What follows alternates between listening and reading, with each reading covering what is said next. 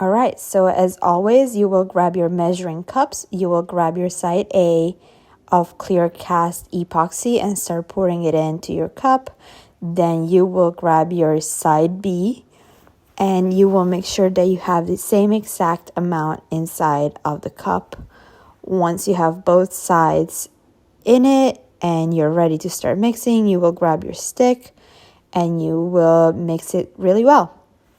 Once it's mixed, you will start pouring a tiny bit of it into your mold, which has been previously sprayed with the mold release.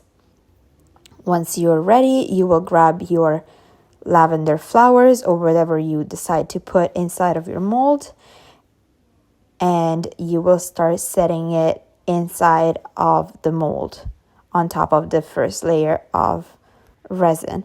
I also added some gold leaves, and then I will use the leftover resin to top it off. Just make sure that it's all covered and that the resin is filling up all the mold to the top in order to be able to release it later in an easy and quick way.